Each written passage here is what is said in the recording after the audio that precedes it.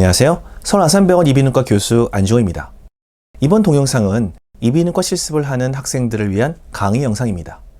이 강의가 여러분이 의사로서 지식을 쌓아가는데 작은 도움이 되었으면 좋겠습니다.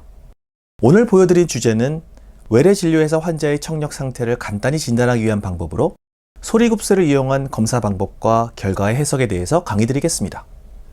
귀가 잘 안 들린다고 병원을 방문한 환자의 진단을 위해서는 물론 방음 부스에 들어가서 수능 청력 검사를 하는 것이 가장 정확하겠지만 시간과 장비가 필요하겠죠. 그래서 이비인후과 의사들은 이러한 진찰 기술을 반드시 알고 있어야 합니다. 지금 보시는 것이 소리굽새입니다. 소리굽새, 튜닝 포크 또는 음차는 일정한 주파수의 높이를 내는 소리기구입니다. 보여드리는 소리굽새는 각각 256Hz 그리고 512Hz의 고유 진동 주파수를 가지고 있습니다. 소리굽새를 울리는 방법은 주로 팔꿈치로 가볍게 치면 울립니다.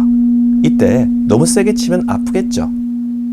진동을 시킨 소리굽새를 환자의 귀에 가까이 가져가서 소리가 들리는지 물어보거나 귀 뒤에 유향돌기 뼈에 대고 진동을 느끼는지 알아봅니다. 또한 이마나 정수리 혹은 코 바로 아래의 윗입술 가운데에 굽새를 대고 어느 쪽 귀의 진동이 잘 느껴지는지 물어보고 진단을 하게 됩니다. 소리굽새를 이용한 대표적인 검사는 린네 검사와 웨버 검사가 있습니다. 먼저 린네 검사를 하는 방법을 보여드리겠습니다. 린네 검사를 위해서는 512Hz의 소리굽새를 사용하지만 없는 경우 256Hz의 굽새도 괜찮습니다. 먼저 환자에게 지금부터 시행하려는 검사가 어떤 검사인지를 설명해주고 특히 소리굽새를 귀 뒤에 유향돌기 뼈에 부착해서 진동을 느끼는지 알려달라고 합니다. 우선 소리굽새를 진동시킨 다음 검사하려는 환자의 귀 뒤 유향돌기에 대고 진동이 안 느껴질 때를 말해달라고 합니다. 환자가 더 이상 진동이 느껴지지 않는다면 굽새를 떼서 같은 귀의 귓구멍에 가까이 대고 들리는지를 물어봅니다.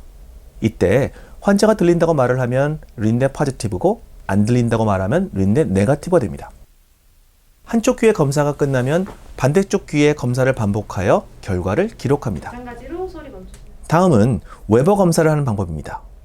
린네 검사와 마찬가지로 소리굽새를 진동시키고 환자 이마 한가운데나 코 바로 아래 윗입술 가운데 혹은 정수리의 피부가 얇은 부분에 부착시킨 다음 어느 쪽 귀의 진동이 더 잘 느껴지는지 물어봅니다. 이때 오른쪽 혹은 왼쪽 아니면 양쪽의 차이가 없는지 기록합니다. 지금부터는 린네 검사와 웨버 검사의 진단과 결과의 해석에 대해서 말씀드리겠습니다. 첫 번째는 양쪽 청력이 같으면서 정상 청력인 경우입니다. 먼저 린네 검사는 기도 청력을 더 길게 듣기 때문에 린네 포지티브입니다. 다음으로 웨버 검사는 양쪽 다 잘 들리겠죠. 두 번째는 오른쪽 귀는 감각신경성 난청, 왼쪽 귀는 정상 청력인 경우입니다. 오른쪽 귀는 기도 청력, 골도 청력 모두 나쁘기 때문에 린네 검사에서 역시 기도 청력이 골도 청력보다 길게 들리겠죠. 린네 포지티브입니다. 그렇지만 웨버 검사에서는 골도 청력이 좋은 왼쪽 귀가 잘 들린다고 답변하겠죠. 세 번째는 오른쪽 귀가 전음성 난청, 왼쪽 귀는 정상 청력인 경우입니다. 오른쪽 귀는 골도 청력이 기도 청력보다 더 오래 듣습니다. 그래서 린네 네거티브입니다. 웨버 검사에서는요. 양쪽 귀의 달팽이관 기능이 같다면 전음성 난청이 있는 오른쪽 귀가 더 잘 들린다고 답을 합니다. 네 번째는 오른쪽 귀가 혼합성 난청, 즉 감각신경성 난청과 전음성 난청이 같이 발생한 경우입니다. 왼쪽 귀는 여전히 정상 청력입니다. 오른쪽 귀의 린네 검사는 전음성 난청 때문에 린네 네거티브입니다. 반면 웨버 검사의 경우에는 왼쪽 귀의 달팽이관 기능이 더 좋기 때문에 왼쪽 귀가 더 잘 들린다고 답을 합니다. 그런데 두 귀가 다 나쁘면 어떻게 될까요? 이 경우에는 린네 웨버 검사만으로는 난청 유무를 판별할 수 없습니다. 이 검사는 환자가 한쪽 귀가 안 들린다고 할 때 감각신경성 난청인지 전음성 난청인지 혹은 혼합성 난청인지 여부를 구별하기 위해서 시행하는 검사입니다.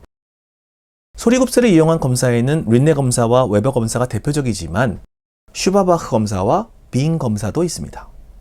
슈바바흐 검사는 환자의 달팽이관 기능이 정상인지 판단하기 위해서 시행하는 검사입니다. 우선 검사를 하는 의사가 정상 청력이라는 조건이 필요합니다.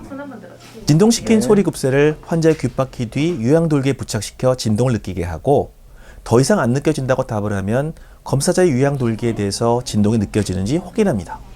만약 검사자 역시 굽새의 진동이 안 느껴진다면 환자의 달팽이관 기능은 정상이고 느껴진다면 감각신경성 난청을 의심해야 합니다. 마지막으로 빙 검사가 있습니다. 빙 검사는 진동을 일으킨 소리급새를 환자의 귓바퀴 뒤 유양돌기뼈에 부착시킨 다음 진동이 느껴지는지 물어보면서 같은 귀의 웨이도를 손가락으로 막았다 뗐다는 동작을 하면서 진동의 크기가 변하는지 물어봅니다. 만약 웨이도를 막을 때와 뗄 때마다 들리는 진동의 크기가 변하면 빙 포지티브로 정상 청력이거나 감각신경성 난청입니다.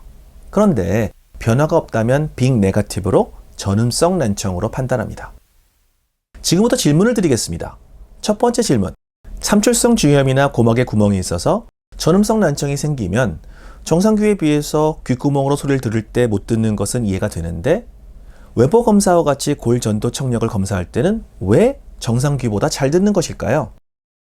두 번째 질문.